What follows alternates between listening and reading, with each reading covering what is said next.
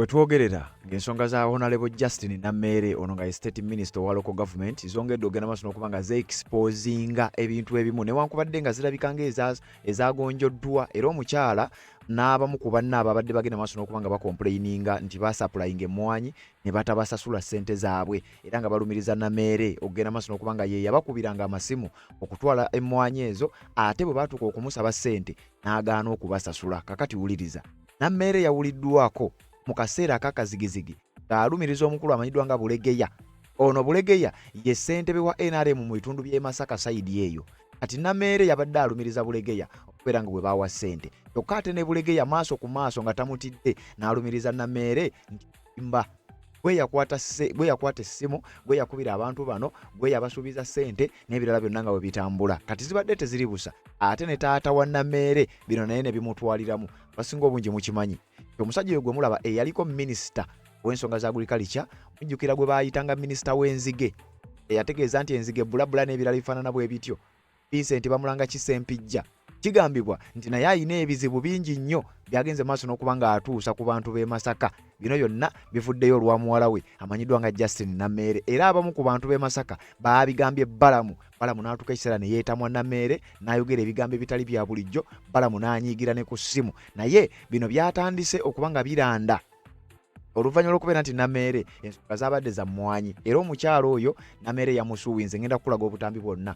Okusinziira mu butambi bw'enjawulo bwe tuzze tukuŋŋaanya, Namere ensonga ze zitandise okuba nga zireetera ebirala okuba nga nabyo bisajjuka, nabyo bigenda maaso n'okuba nga birandulukuka. Ensonga za kitaawe Vincent Bamulanga Kisempijja, ono yali mubaka sayidi z'e Masaka, yaliko ssentebe wa LC5, abaddeko minisita mu position ez'enjawulo, wabula waabeeredde minisita alina ebikolobero yagenze maaso n'okuba ng'akola ebyogerwa ebigambibwa okuba nti abadde abikola. Alina ebintu bingi nnyo byatuusiza ku bantu b'e Masaka, abamu ku bo be bagenze maaso n'okuba nga babyeyogerera. Naye nga bino byonna bitandise okuttuka olwa muwala we amanyiddwa nga Justin Namere nga mukadde kano minisita omuweezi w'ensonga za local government. Wuliriza, ekitundu kiri kye muyiseemu kinyena mpindi okuva wano emiruka gyaffe giri esatu egya Bukakata. Kuliko Ssunga we muyise nga mukkirira wano ne guno gwa Kibonga ne Makonzi ewali ebibira. Sebo wekitiibwa mu muka gwaffe ogwo ku kyalo kwennyini kwenzaalibwa ku ssomero lyennyini netandika osomerako lye bayita Green Valley Primary School. Tulina abanene mu gavumenti. Minisita Emeritus Vincent Bamulanga Kisempijja ye yalizimba mwennyini weyabeerera ssentebe wa disitulikiti eno. Olwaleero abatuuze basula ku butaakye era maama RDC yajja ne ssentebe wa LC5 ne kansala waffe Lubezi Gerard. Minisita atugamba tulina okuva ku ettaka alyetaaga n'essomero talyagalawo. Essomero lya gavumenti. Essomero baalizimbisa ssente za gavumenti. Za gavumenti mu 97 nga Sempijja LC5. wulira, Bamulanga Kisempijja taata wa Namere. Waliwo ettaka eririko essomero lya gavumenti. Bamulanga Kisempijja taata wa Namere alyagala era abantu abagamba essomero ligenda kuvaawo, agenda kulitwala. Ettaka lyalyagala, essomero talyagalako, n'abantu abaliriko babeere nga balivaako. Kyokka bino nga byakamalu genda maaso n'okuba nga bitambula. Ne tukuzaayo emabega mu 2020 omujjukira kye bayita Lusenke Stock Farm Cattle Donation. Ono yakwata ente, taata wa Justin Namere yakwata ente n'azitwala n'azisala ng'agenda kuzigabira abalonzi abeere ng'afuna akalulu. Wawulidde emboozi y'emmwanyi. Yasala ente n'asalasala n'agabira abantu ennyama. Eyajja ente teyazisasula, gwali mwaka gwa 2022. Manyi wali tugenda mu kalulu ka 2021 simanyi faamu zaali z'abaani, bino byonna ogenda bitegeera. Lusenke Stock Farm mu bitundu by'e Kayunga District. Ono yagenda maaso n'okuba ng'akola ekyo. Lwera Wetland Fraud Controversy, mujjukira ettaka omukulu ono kigambibwa okuba nti yatunda ettaka ly'olutobazi bwe yabeerera minisita wa Justin Namere. Muwala we Namere yalabiddwako ng'agenda maaso n'okuba nga naye bamutadde mu sikando zino newankubadde nga yazeegaanye era n'alumiriza munne. Naye nkugambye eno emboozi y'emmwanyi egenze maaso n'okuba nga ejjayo yoyinza okuba ng'obadde tobi. Kati bwe baabadde nga sinakutwala ku mboozi ya taata wa Namere nga tukomyewo ku Namere, baabadde mu ofiisi emu. Balamu ng'agenda mu maaso n'okuba ng'akazaakaza omukyalo oyo eyabadde kwega mukyalo ono eyavuddeko Kalumanywero no yenna mujjukira obutambi bwe nakulaze. Kati omukyalo ono babadde bamubuuza ebibuuzo eby'enjawulo, ebimu nga biringa ebimutiisatiisa oba biringa ebimujja mu mbeera. Bambi mukazi wattu n'ayogera ebigambo byonna nga bwe byabadde ate nga mugumu ali ggumite. Era mu kwogera kwe Balamu yakubye essimu agikubira bakama be abamu eyo gye tetujja kugendayo akaweefube wakulaba nga Balamu atuuka ku nsonga nga bw'abadde mu office ya Minister wa Local Government ng'agenda maaso n'okuba ng'akwata ababbi kyazuuse nga ne munne ali mu scandals ezimu ezoogerwako ng'erinnya lye litambulira mu bino.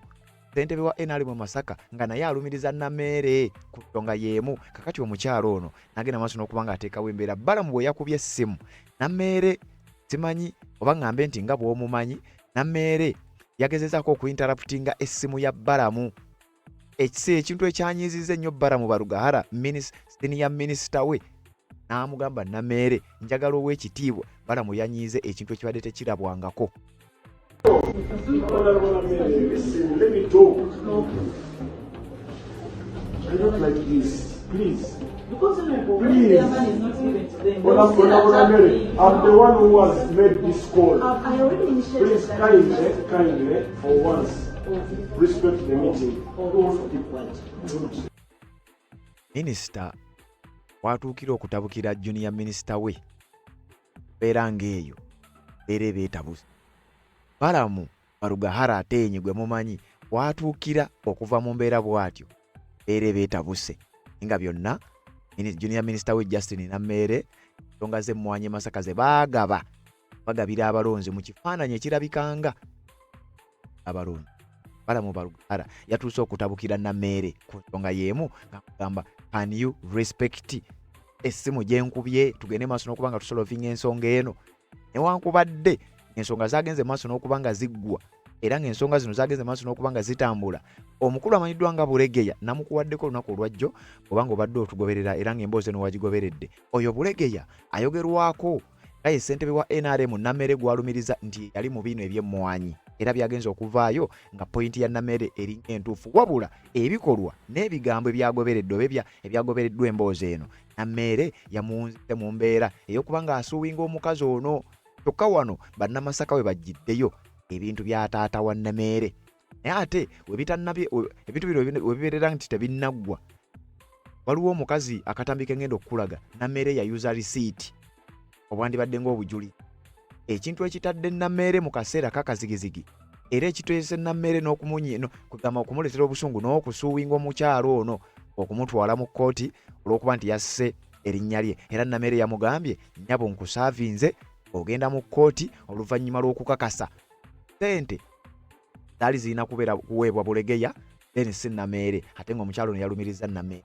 Naye ekyewuunyisa simanyi oba kwabadde kutiisa oba yabadde embeera ki omukazi yasigadde agamba Namere akyamanyi. Kati emboozi ya Namere oyinza okuba tolintu naye nkugambye exposinze ebintu bingi ngenda kukuzzaayo emabega wa Vincent bamulanga Kisempijja ono nga ye taata wa Namere naye yennyini byagenda maaso n'okuba nga ttunka nabyo bingi era ogendagenda maaso n'okuba nga obitegeera oluvannyuma lwa muwala we Namere ogenda maaso n'okuba nga akawaŋŋamula mu kutuba Red Zone 256 wano w'ogenda okusinziira okutegeera sitoole eno ekwata ku ki sitoole eno entuufu esinziira wa era wa we biyinza okuba nga bigenda kuggweera.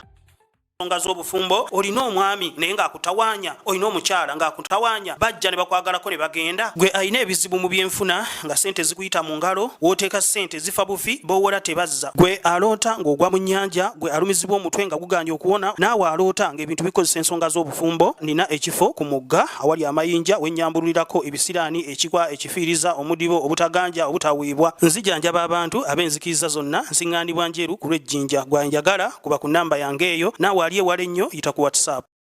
Kale webale kubanga gy'otulabira.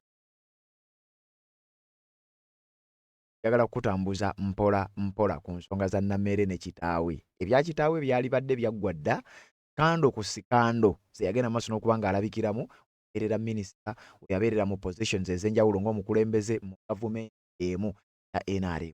Kati taata wa Namere Vincent bamulanga Kisempijja oluvannyuma lw'okuba nti ye abadde akuliridde n'akalulu bakamukubye bulabula nga bw'obimanyi awe era Jeno Yoweri Kaguta Museveni n'akwata muwala wa minisita ono naye n'amugonnomolako obwa minisita.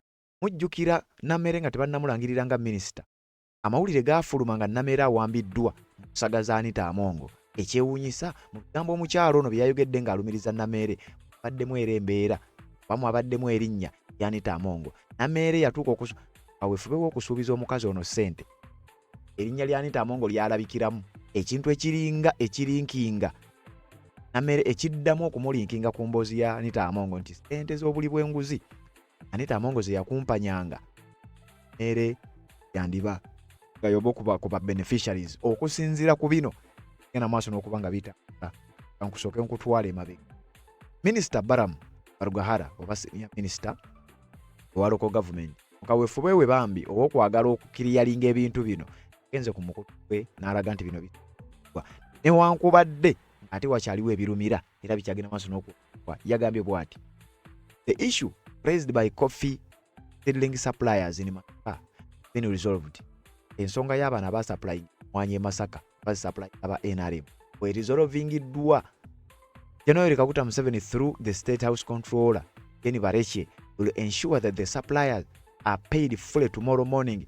Mako olwaleero ngenda kusoma mwezi asatu wenkoledde akatambi. January Kaguta Museveni bwe yalagidde Jenny Bareche baberenga bana abantu basasuli. Njagala owulirize bulungi nnyo. I also wish to inform the nation that the matter appears to have been escalated due to differences and the stress faced by seedling operators. Contract to supply the coffee seedlings was awarded to Chairman Pulegeya of Masaka. Honorable Justin Nammere only witnessed the arrangement, was not contracting party, the suppliers, contrary to the allegations made by the lady yesterday. Balamu mukwagala okugezaako bambi okubikkirira n'okuwolereza munywanyi we era junior minister we amanyiddwa nga Justin Nammere. Balamu ku mukutu we yategeezezza Jenny Bareche State House Controller agenda kusasula abantu bano abana abazze nga babanja ssente zaabwe bwe basaplaying emmwanyi ne bagaana okubasasula. Era Balamu ng'agamba junior minister we Justin Nammere ye yali mu contract oba si yali contractor wabula yali witness ena maaso n'okuba ng'alaba process nga bwe yina okutambula. Wabula omukulu amanyiddwa nga Bulegeya chairman we n'ali mu side z'e Masaka nga ye yali ali oba ye yali contractor kwegamba ye yasayininga endagaano n'abano ba suppliers. Ekyewuunyisa kyalo ono bwe yayimusa okwogera ate yategeezeza nti nedda ebintu Nammere ebintu nga bwe mubyogera si bwe bityo bwe. Era yagambye omukazi ono yagambye Nammere yatuuka n'okuyuza risiiti ezaali zigenda okumulumika ekiraga waliwo ekitagatta. Kati omukyalo ono yalumirizza n'agamba bino ebintu byatandikira ddala kuva mu kamyufu era mu biseera ebyo Amongo werijjidde Nammere yamutegeeza alina we yamutegeereza ssente nja kuzikuwa kubanga Amongo yali ali mu kumusooti. Enkolagana ya Nammere n'Anita Amongo waneekomawo mu mboozi eno.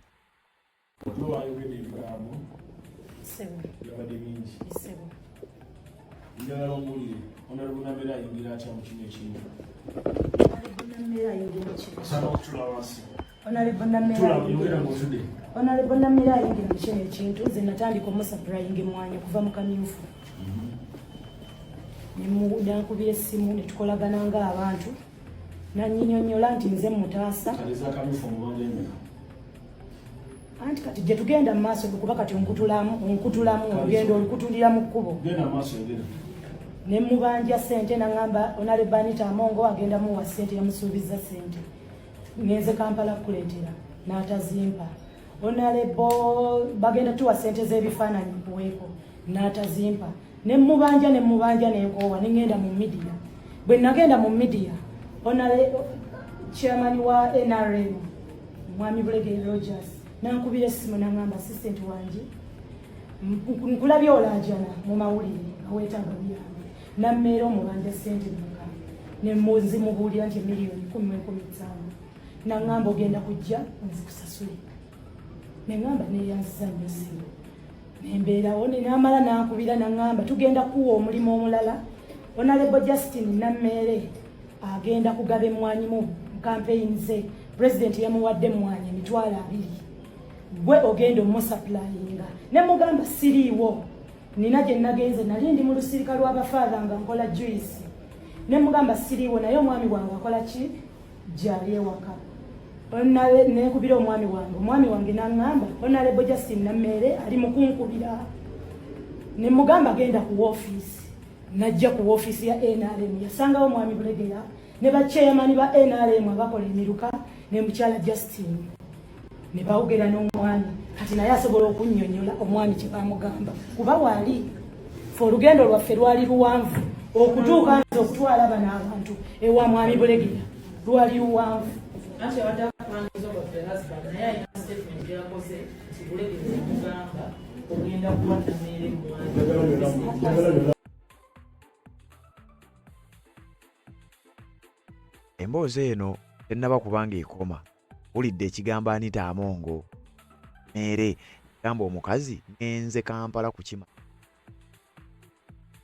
bava mu kamyufu onaddamu amusappulayinga era kubanga owulidde akugambye Bulegeya yamugamba genda kuwa omulimu kala nonno bikyali biwanvu ekyewuunyisa mu bigambo by'omukazi ono newankubadde babadde bamuvuvuba yagambye Namere okumanya bino abirimu direct oba ayagala oba tayagala yayuza receipt ezali zirina okumulu kugamba ezali yali alina okusasulirako ssente bigambo bya mukyalo ono Namere nno yamaze n'amusuwinga Muleke mwani zonna muzimaleyo bwe mumaliriza mundeetera receipt nzikole ki zisayininga omulundi gumu nga tukwata receipt tuzitwala nga zikwata bwaki ze nina obudde butini ŋŋenda munkako okusayininga omwami wange n'amugamba naye obudde bwe twamaze nga tutaba emmwanyi bwe bungi okusayininga obusayiningi kyeki tyani yabatumye omukono gwange ng'akwata receipts ng'azikola ki ng'aziyuza zonna bw'akwata receipts ng'aziyuza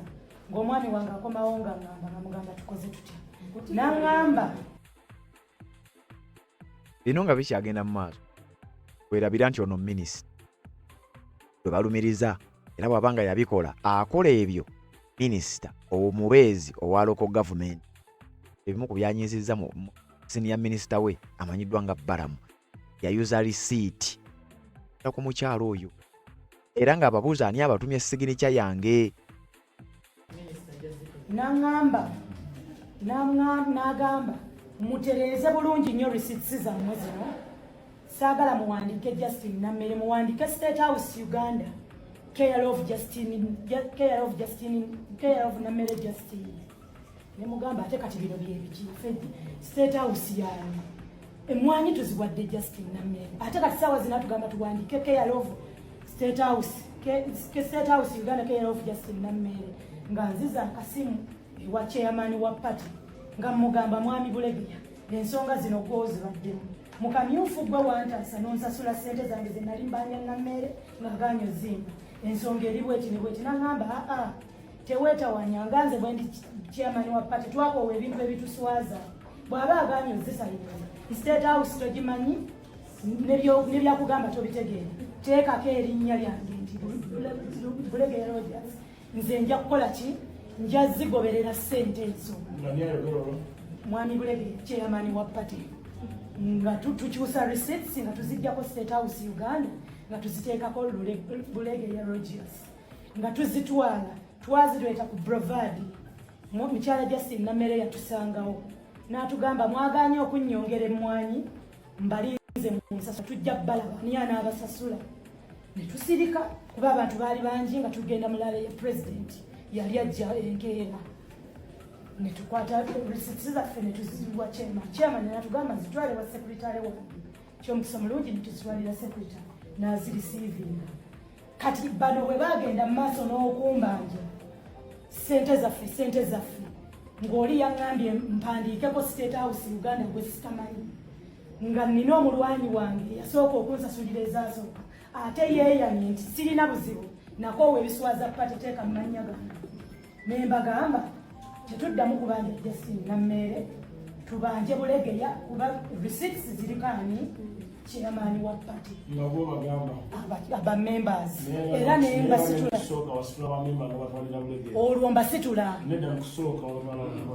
olwo mbasitula kyevudde nagambye nti olugendo luwanvu okutuuka nze okusitula bano obatwale wa chairman twatambula ne Justin Namere tulyoke tutuuke wa mwami Bulegeya ng'embeera emaze kukola ki kugaana neŋŋamba ngenda mutwala ku poliisi kati State House gyaŋŋamba sigimanyi kati oŋŋamba otya emmwanyizi wadde obudde Mwanyi tuziwadde ate saawa zino ngamba mpandiike. Yes. Nze saasoma. Saasoma. Owulidde ebigambo by'omukyalo oyo agamba erinnya Bulegeya okugendako nga era amaze kugaana kubanga amaze bayisa mu mbeera gy'annyonnyodde bayisa kati nti Bulegeya eyamani we n'alimu emataka mbu abagamba eka ewonze yakulondoolalondoolako nga ye Nammeere kyali kimaze okweyooleka n'okweraga lwatu yali agaanye oba yali abatadde mu mbeera omukyala gy'annyonnyodde.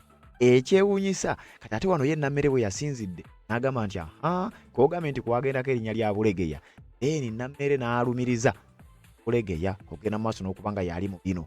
Kati wano saagala otunuulire nti bano bonna BNRM eno sitole erina gye ggwera era njagala owulirize bulungi nnyo nga bwe tutambula. Wuliriza Nammeere ng'alumiriza Bulegeya. Bulegeya bwe yagenze mu maaso n'okwogera era naye yalumiriza Nammeere ate ye n'ayogereramu n'ebirala. Bino ebirala bye yayogedde ne bisajjula biri ebirala ebya taata wa Nammeere. Nkwe Nammeere bino oluvannyuma nzije nkwongereyo ono minisita owa local government minister omubeezi oba state minister wa local government abadde batambula n'ebbala mu ebbanga lyonna abagenda maaso n'okukwata abali b'enguzi abakumpanya abatakola bulungi emirimu mbu ya gavumenti. Kati nabo ba gavumenti balamu yayimiridde mu kattu alinga ali supposed okukwata junior minister we oba okumuteeka ku nninga paka we bagenze maaso kubanga babituulamu babisolo bagezaako naye kyewuunyisa biringa ebyawedde nti bano bagenda kusasulwa. Nammeere yasuuwinza omukyalo olimbu yayonoonye erinnya lye alumiriza Bulegeya alumiriza bigwera wa. Wuliriza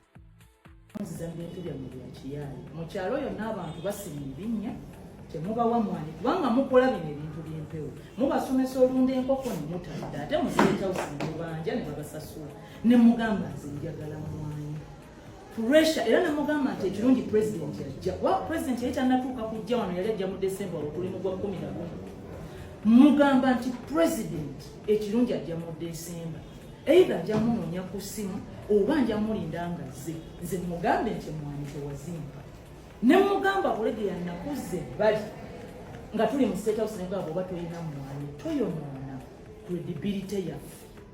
President babadde bamukyaya Masaka nga balaga abantu bayo leka akakwano kano katufunyeemu kaleme kufa byonna ne mbikujjukiza nagamba kale ngenda zino mikulu naawe weeteekawo nnyo buli kimu oyagala okitwale serious nze kakati kamba buli nze gwagamba nti nagaana okwakinologinga emmwanyi Saalongo ogambye abasentebe bamaaso kwakwama abamwanyi bibeka bimeka onale nina exhibit nga basentebe baali babawandiikako emmwanyi 15 ekirungi obadde oyo ayogera nze mpuliriza yagambye the real first supply edi buli sentebe yamuwa ebikola 13 era ekyatandikisa okufolowinga buli kimu nga ndaba ayagala okutandika okuba nti supply ne bweba ekoleddwa ateekemu empewo basupplier mulaba sente zino minister zawandiise emiliyoni 152 something bw'ozibalabalamu bw'ozizza mu mwani kubanga ye bamugulako 10,000 nga supplier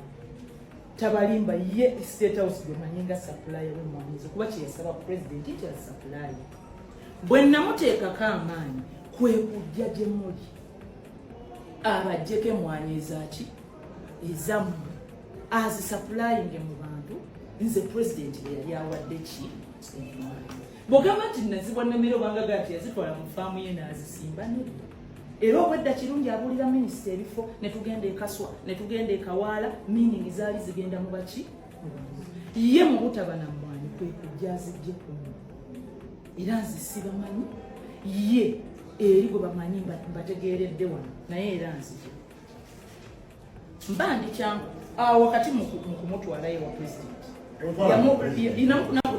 nakutwa ne bwolekana n'osulawo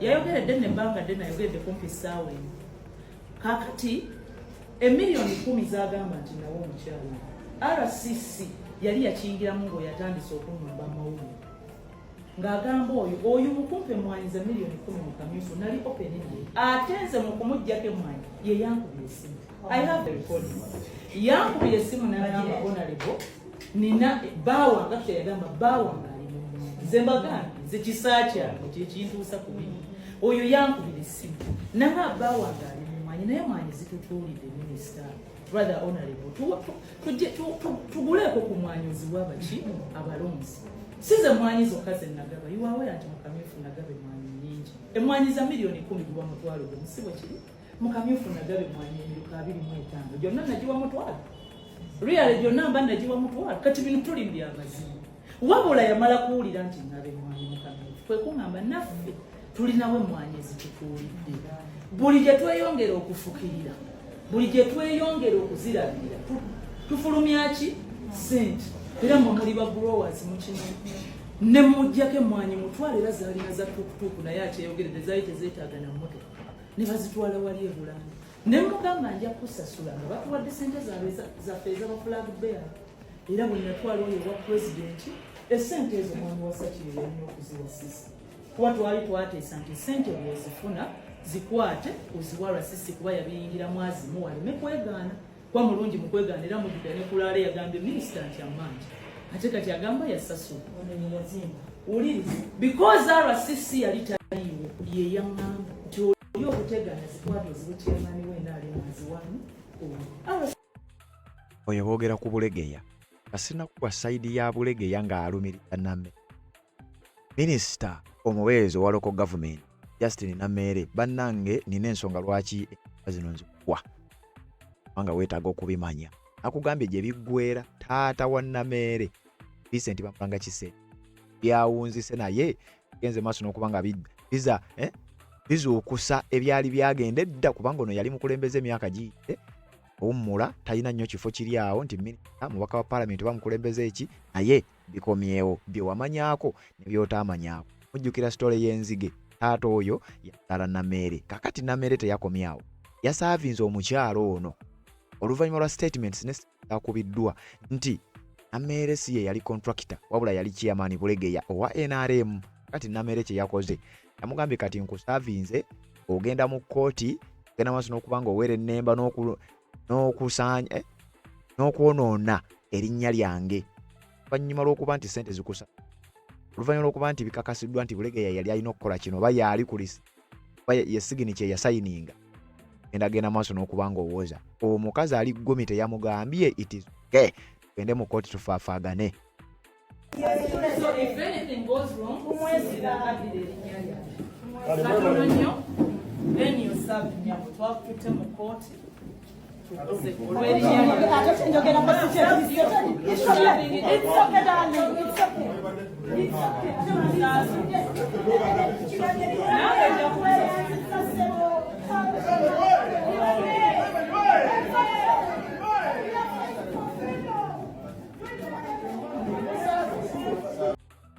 Wawulira we are fighting for freedom bwe basaavinze agende mu kkooti yakalesema we are fighting for freedom awulirizaawo kati omukyala bamusaavinze olw'ebyo byonna byonna nga bwe byatambudde firimu ekyagenda mu maaso taata wa Nammere biyingiriramu wa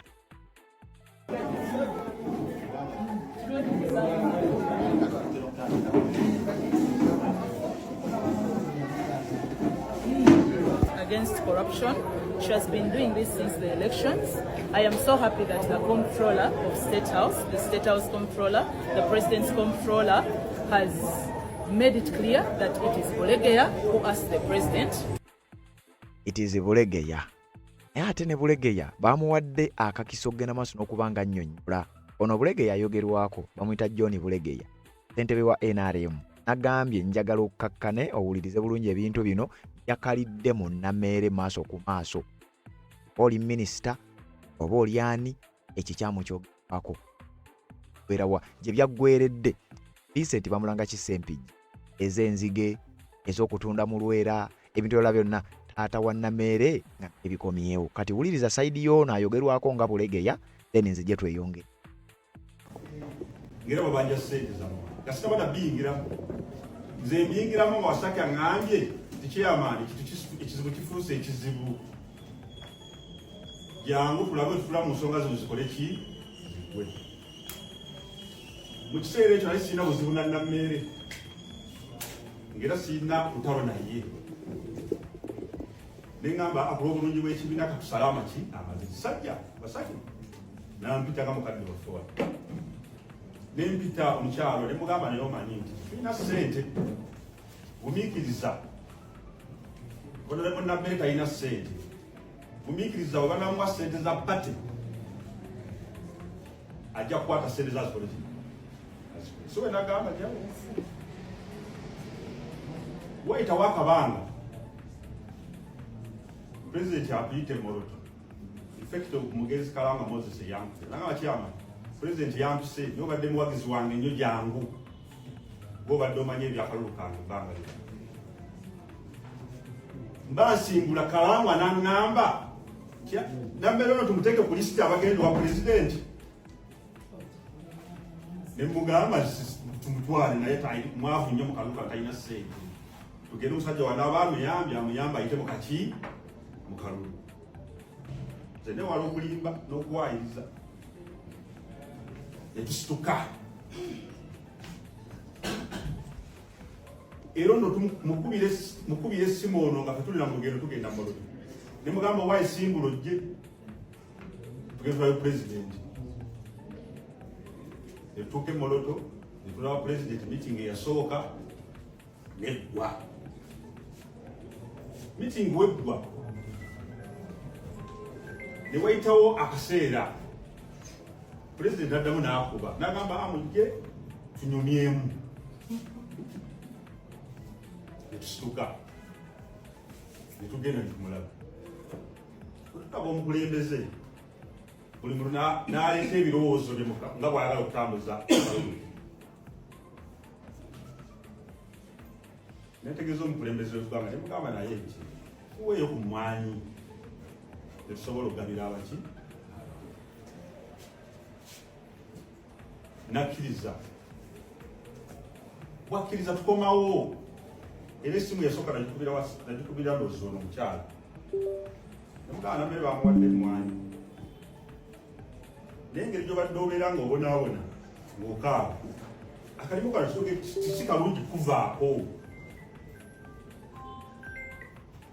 jangu omusapulayingi zoba okoze eki zoba osobole tuvaayo Nabbere ajja mu ofisi yange bw'ajja mu ofisi yange nga sisinkana bassentebe b'emiruka sise naye najja oza ne bbaawe nenkwata ku ssente zange nensasula sise nemugamba kati biri biggwe katutandike process ki empya bwe tutandika process empya mbagamba bano mumuwe emmwanyi namba ono nti musigala kujja kukalimoko nze kansapulayinge wala muweeki bw'atandika okuwa Nabbere emmwanyi bano muwulirizeewo nno mutegeere ensi eno eri enzibu Nabbere ono bwe bamuwanga emitwalo 3 naga bampadde mutwalo bwe bamuwanga 2 bampadde 13 nengamba ono omukyala mugamba okusoma ku kutono tono bwe bagendanga mu field ne bawandiika naye ajjaga babiri si bituufu n'empita oyo nemugamba kategerekano bulungi bwe basapulayinga bano emmwanyi nga bazimuwa yabakubira essimu yaba esooka amumpe emmwanyi zange n'olaba bamubanja emmwanyi zange si za bulegeya no njogera bibyaliwo asoosooka okesi yabasi bano bakomawo mbagamba ono mugamba nti awo nno tebatandise okwefuula nga mumuwe emmwanyi temudda mumuwa ki mwanyi kyakigamba sakubira negamba kati olwo oyo atandise okwefuula afuse muyaayi nenkubira abo agamba temudda mumuwa mwanyi mwayi omuyaayi ennyo abakuba siyasa bano bamwongera emmwanyi mba mpita mu nnyendo ngenda mulaala esanga emmwanyi ziriko just Nabbere nkubi sakubira nembagamba zino emmwanyi zammwe wanziramu ki nembagamba mwe muzimuwadde Chiche naddamu bagamba. Chiche na Yesu muzimu evanjiri. Ezo zaali zameka z'omwana wa.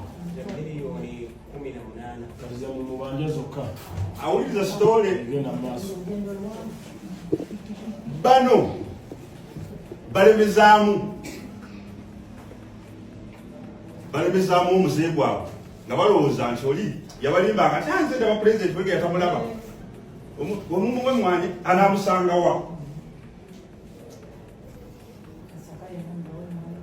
bamwongere mu mwanya ebasimuwongera naye nga watunaba mubeera mu lutalo nze noonya accountability nsirika mbagamba nti mugende akola acknowledgement y'emmwanyi ziyafunye saki bagamba bwe batuukayo otyeza eno empapulo yazigaana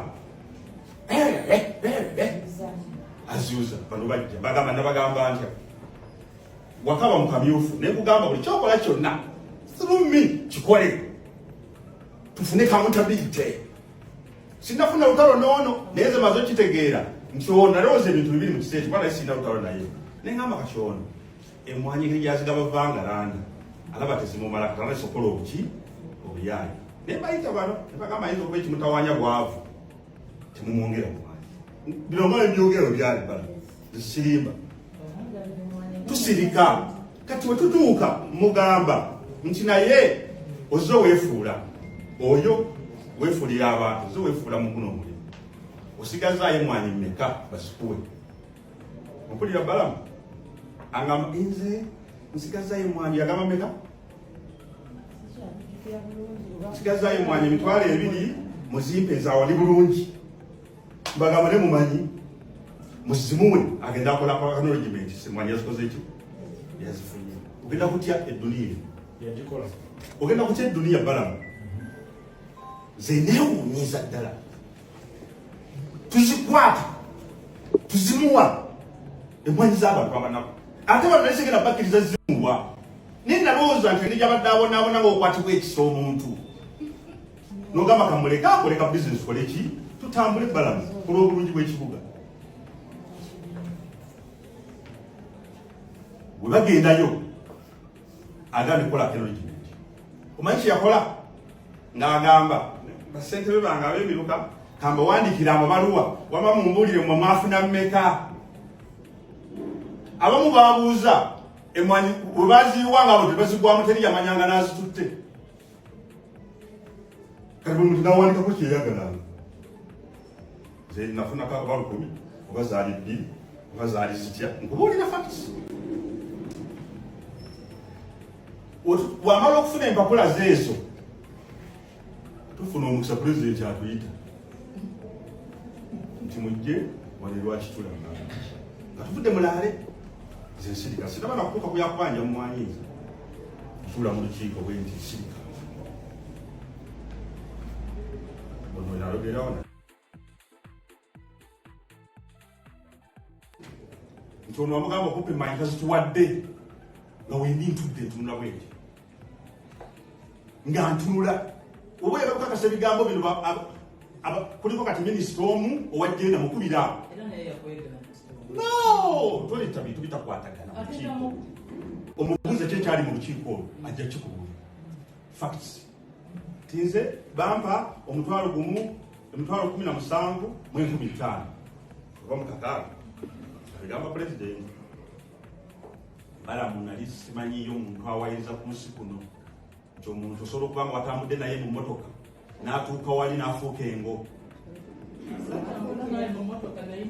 twatambulanga babiri tonnewakana n'atuuka wali nannewakana nayogera ebintu bitakwa ne mubuuza bwe twava mu lukiiko nti wadde tusobola kuŋŋamba nti mu lukiiko kubanga zisagenda kubanja maanyi balamu twali tukyali mu kalulu nga sibina birowooza naye nga bwongo bwange buŋŋamba nti ono ayinza okuba awanadda mu sensi ze atategeera obulumi nti bizinesi okiwulya balamu bwe tuvaayo jijja nyiize era obutakkanya bwange bwoyo buva mu kwefuula kwe kumukyawa obulamu bwange bwonna nemuwagiro naye tusobola kuwangula kalulu ono wadde akamyufu ate nga nabeera nga mulina amaanyi saba batekewo by election tulabe tokisobola wadde okufuna obululu ekyo kankive kusaana kirwako Sikyagala kiba. Tosobola nakikwako. Balamu kakubulira. Honorable Minister. Honorable Minister. Wetuvaayo. Let me finish. Wetuvaayo. Netukomawo e Masaka wano.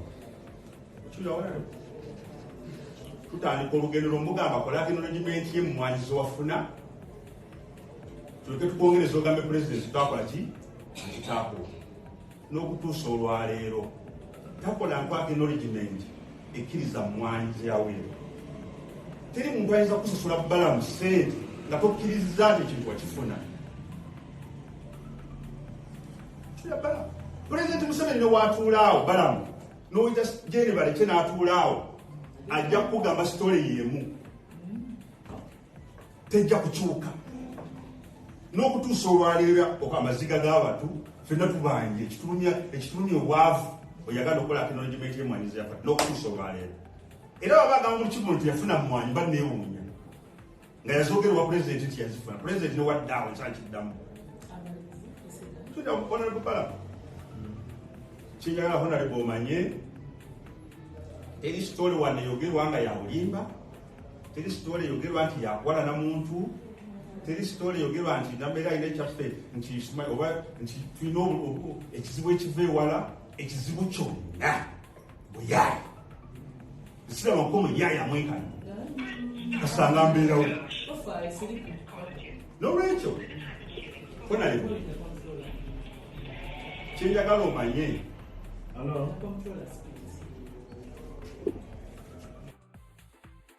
oyo ye Bulegeya chairman Lumiriza Namme maaso ga minisita munne maniddwa nga Balamu Balo tayo wali Balamu akuba essimu agenda maaso n'okusolovinga Nammere agezaako okuyinterruptinga. Balamu we yanyiigidde we yatabukidde agenda maaso n'okuba nga amugamba yeggwe oli minisita lwaki togenda maaso n'okuba nga we wuliriza agenda basasula enkyasente zammwe.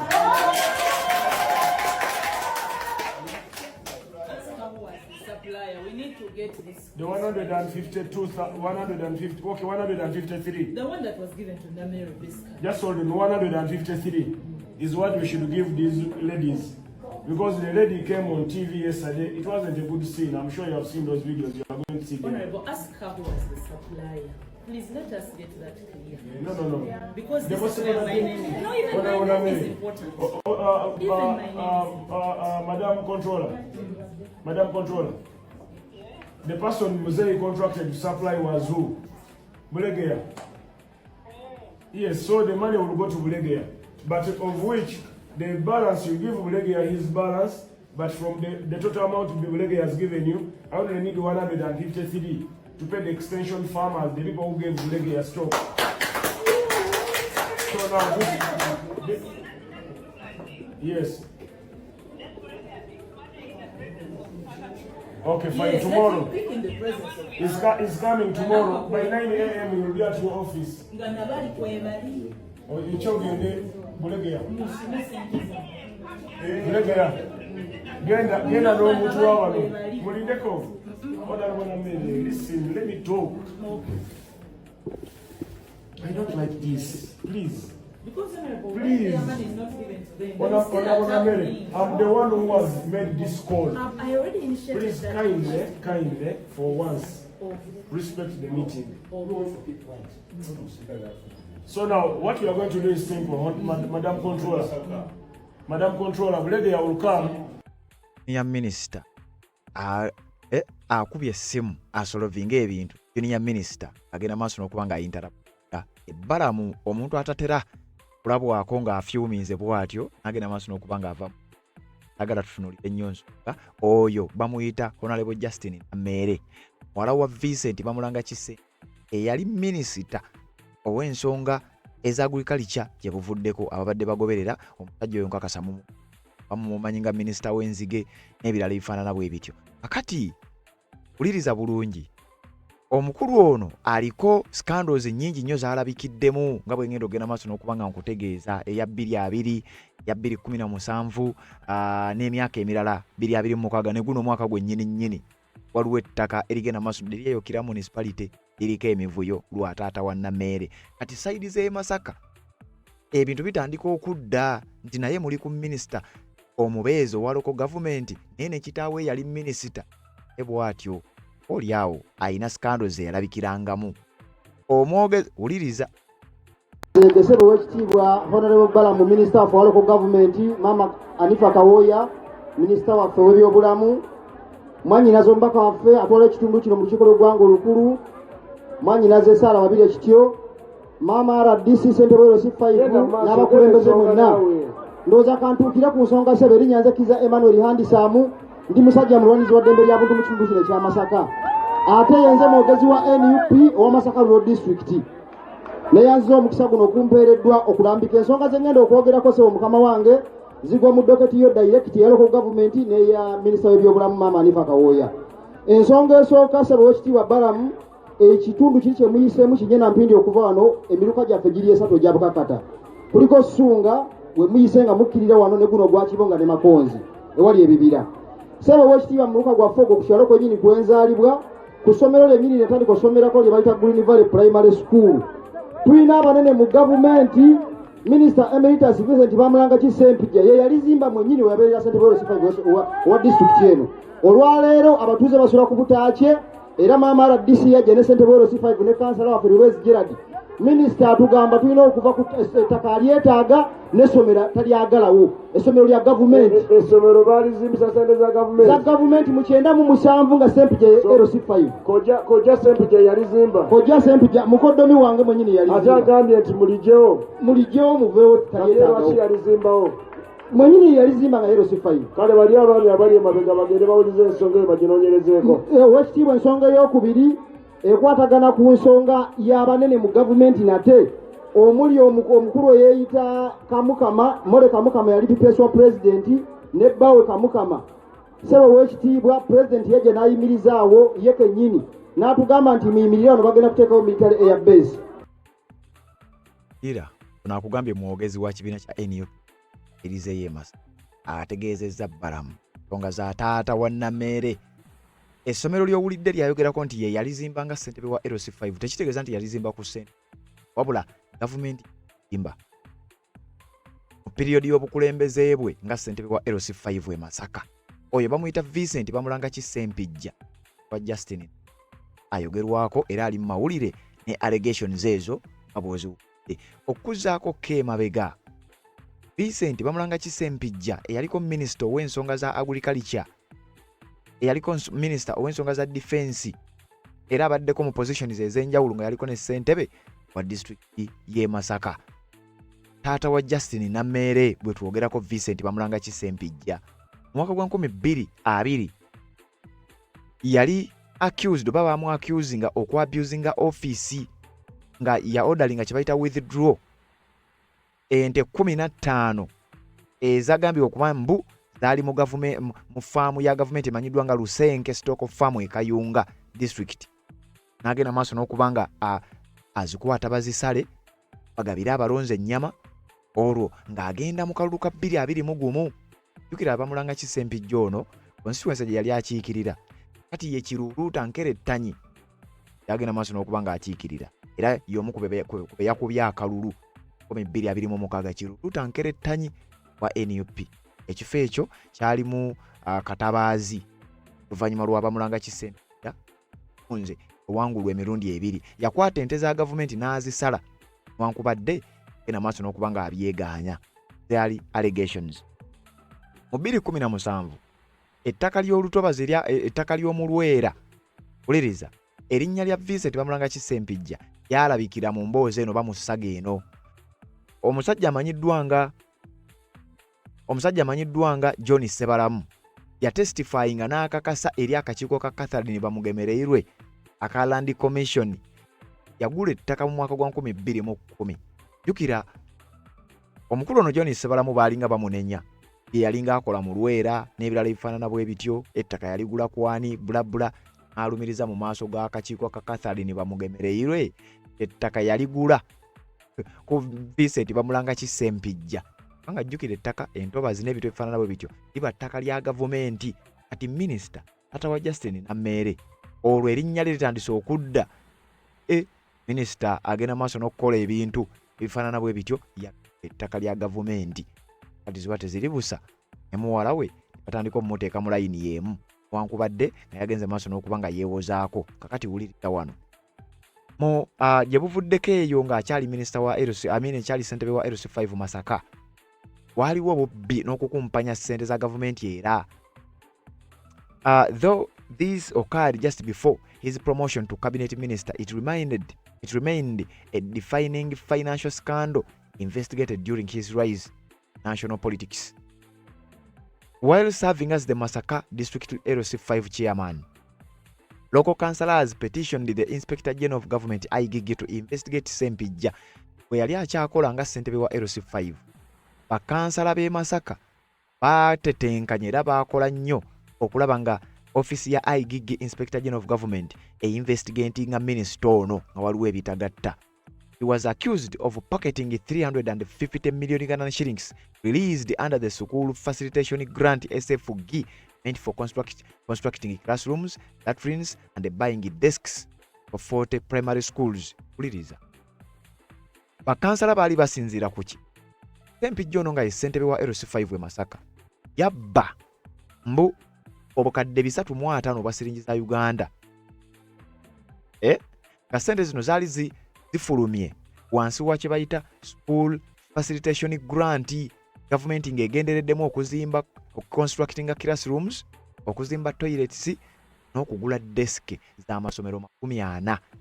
Kati ne kizuulwa nga Sempijja mbu ente yandibanga yaziri ezo obukadde 350. Bakansala ne beekywakywana batabuka nnyo ne basaba gavumenti eyita mu office ya IGG enonyereze ku ssente atawannamere. Mu mwaka gwe gumu oba mu period mu kaseera ke kamu ng'akyali ssentebe wa LC5,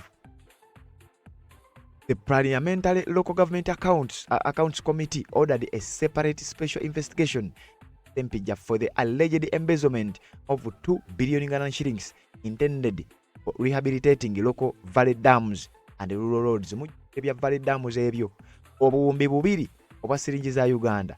Recent bamulanga ki Sempijja mbu akakiiko ka Local Government Accounts Committee odalinga kibayita special investigation omukulu amanyiddwa nga Sempijja taata wa Namere akotokerabira agende maaso n'okuba nga anoonyerezebwako mbu obuwumbi 2 obwa siringi za Uganda ssente z'omuwi w'omusolo ibanga zaabulankanyizibwa mu kaseera nga minisita bamulanga ki Sempijja ssentebe wa LC5. Ssente zaali za valley dams n'enguudo z'omu byalo eyo biba bitambula, tuba tutambula ne wabaawo ebigambo ebigenda maaso n'okuba nga bitambula. In mid 2026 gwe tulimu, public auction notices were published in national newspapers detailing the impending seizure of his commercial properties and apartments located on block 194 plot 2560 in Kungukira municipality. Ennyumba ya Sempijja emu ku nnyumba ze bigambibwa okuba nti zetwalibwa okalyadda. The auction was triggered after Sempijja failed to service heavy commercial bank loans had secured during his time in office, resulting in public financial crisis. Olw'okuba nti we yabeerera mu office ye ebikolobero bingi bye yakola, ssente nnyingi ze yakozesa yasipendinga, looni nnyingi ze yalya mu banka bigambibwa okuba zaamulemeredde okusasula. Manyi waliwo ababigasse walabwe okwagala okusasula ebbanja. Justin Namere yagambye bino byonna ne we munaakola muti mulya. Kakati emboozi ya Justin Namere njikuleetedde lwa nsonga eggweera etandise okukomyawo ebigambo bya kita. Yagamba ne bwe munaakola mutya akolera mukama we Ssaabalwanyi.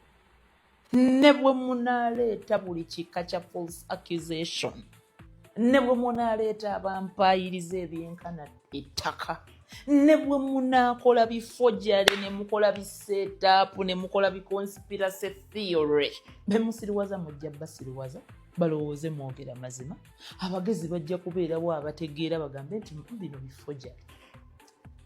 Kyonna kyekiri nze sijja kuva ku President Museveni kye yantuma. Naye omanyi, mbadde njagala okutegeeza toyinza okuba obadde omanyi kakasa tomanyi. President Museveni bwankubira essimu gamba halo omulwanyi seera bitono omunamu na bitono mwampita omuzzukulu halo omulwanyi ng'ekyo saabalwanyi yakikuyita aba akumanyi nti tosinika mannyo sigenda kuva ku kulwanyisa nguzi ne bwe munaakuba masimu ne bwe munaakola ki ono mumute ali kino ne muteekawo ebikazikazi babuseetinge ono ayogere kino. I will not lose track. Ngenda kufaafaagana n'ababbi naddala mu kitundu kya Masaka City. Buli ttaka lya gavumenti lirimu ebyapa bye baasalirako. Osanga tayito ndala mu land office ey'e Masaka n'osanga tayito ndala ku head office. Amaziga gali mu bantu. Oyo omukazi gwe baleese yabadde mu setting. Ate mbeebaza nnyo bannayuganda kuba okwawukanako n'emirundi emirala abantu gye bawaayira abantu ebintu. Really ku luno before I could even say anything to set the record straight, you could read through the lies. Majority. Ng'oggyeko era abamu nti omuntu oba omulaba nti maybe ne mu bya bulijjo tategeera mangu. Bewala bye basikanga embuzi. Nameera asasulwa omukazi ate nga tammanja. Nze nagamba Honorable Balamu okujja e Masaka mu weekend okutandika Greater Masaka. Nze namugamba ba Northern Uganda babadde batuyita nga batuli bubi. Nagamba tusooke mu North ate waliyoko. Nze namugamba jangu mu Greater Masaka. Yali alina tandikira Luweero mu Buganda at December bule. Nze namugamba tandika nange. Let me first be accountable myself. Baba kutumanga omusiru tukolanga ensobi n'otwala Nameero ojja kugwa ekigezo. Siteeba first half. Zanya gw'Abafaransa nteeba second half n'enkufiirako. Obadde ki? Nze nayita Honorable Balamuwa. Bwe nali ngenze e Mulago nga waliwo omuntu azze ku lwale n'atuloopera essaawa eyo bwe nali ngenze e Mulago w'e Masaka. Masaka Regional Referral eno bagiyita Mulago. Bagituuma Mulago. Bwe nali ngenze nga waliwo omuntu eyatuloopera ku stage. Tibamuggyako ssente. Ne baleeta oyo omukazi. Olutalo lwali lwatandise misana nga naganye minisita. Nga nabiganye ebyokutantali. Nga minisita Kasola akubye n'embigaana ebyokutantali. Olutalo lwali lwatandise misana lwali lukwajja nga banoonya buli kye bayinza okusiba ku Nameere. Nga bwe batunula mu ttaka sirina kye nali nzibyeyo. Nga bwe batunula mu byennyanja sibeera nze mu nvuba mbi. Mu butendatenda bwa wana abannabyabufuzi bonna beegabira butenda bye bakola kasasiro bye bakola kya I'm not cheap.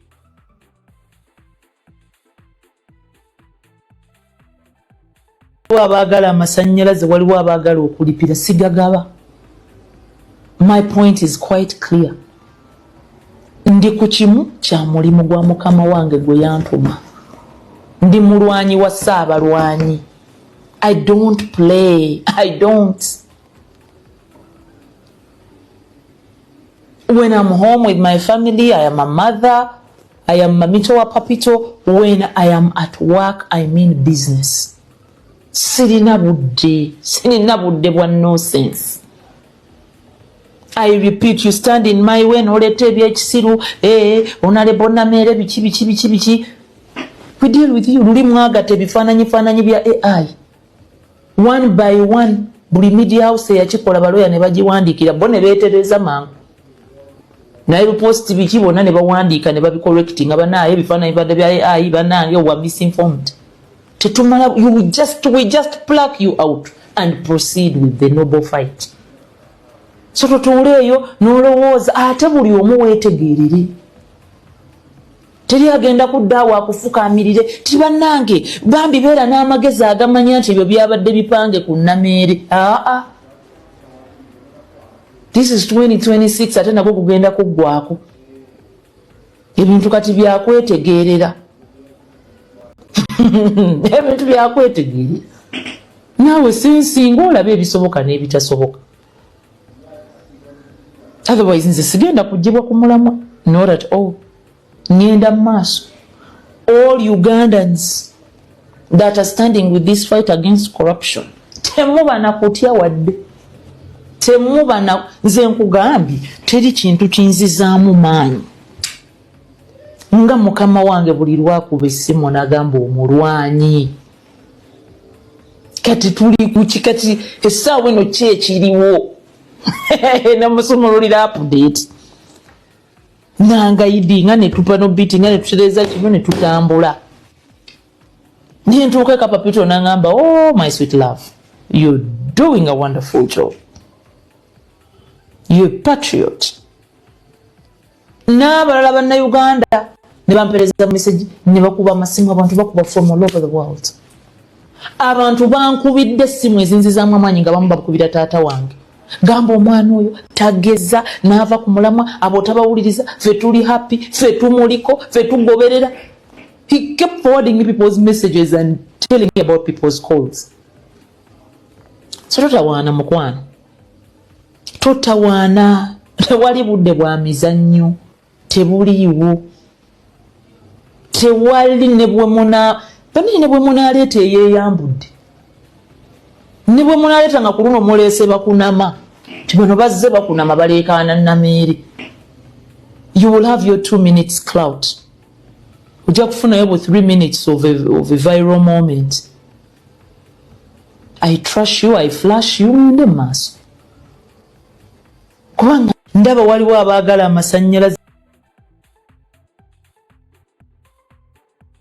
nsonga z'obufumbo olina omwami naye ng'akutawaanya, olina omukyala ng'akutawaanya, bajja ne bakwagalako ne bagenda. Gwe alina ebizibu mu byenfuna nga ssente zikuyita mu ngalo, w'oteeka ssente zifa bufi b'owola tebazza. Gwe aloota ng'ogwa mu nnyanja, gwe alumizibwa omutwe nga guganye okuwona, naawe aloota ng'ebintu bikozesa ensonga z'obufumbo. Nina ekifo ku mugga awali amayinja wennyambululirako ebisiraani, ekikwa, ekifiiriza, omudibo, obutaganja, obutaweebwa. Nzijanjaba abantu ab'enzikiriza zonna, nsiŋŋaanibwa njeru ku lw'ejjinja. Gwanjagala kuba ku nnamba yange eyo, naawe ali ewala ennyo yita ku WhatsApp.